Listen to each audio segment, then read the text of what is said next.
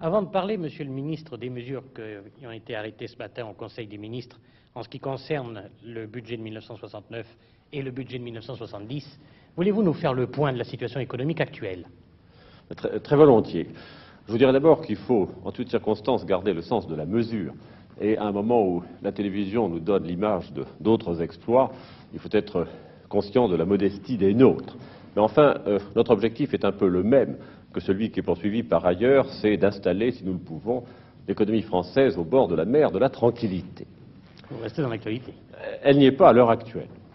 À l'heure actuelle, nous avons une situation économique caractérisée par une très forte activité, avec tous les éléments favorables que cela entraîne, du côté de l'emploi, du côté de la production, mais en même temps un certain nombre de phénomènes de surchauffe qui apparaissent dans l'évolution des prix et dans le déséquilibre de notre commerce extérieur. C'est donc une situation qui, bien que satisfaisante, a besoin d'être corrigée. Et corrigée comment? Par le retour à l'équilibre. Alors, vous avez pris des mesures pour essayer de retrouver cet équilibre. Quelles sont-elles? Alors, ces mesures concernent à la fois 1969, tout de suite, et 1970.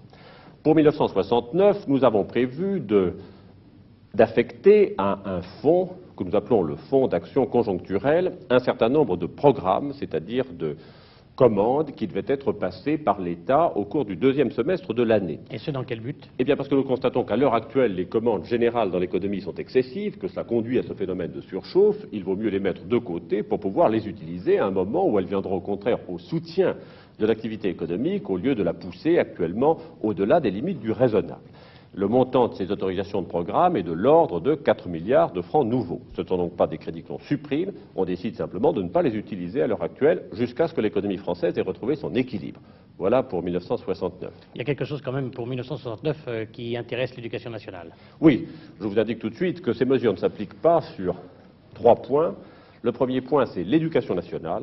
En ce qui concerne la rentrée de 1969, il est parfaitement clair que ce qui doit être entrepris comme travaux, comme aménagement, ne doit pas être retardé, et donc l'éducation nationale est mise à part. Cela ne s'applique pas non plus aux télécommunications, et notamment à l'équipement téléphonique, où chacun connaît notre retard, et d'une façon générale, cela ne s'applique pas aux chaînes industrielles, c'est-à-dire aux productions en série, de façon à ce que ce retard ne gêne pas les conditions de production ou le niveau des prix de revient.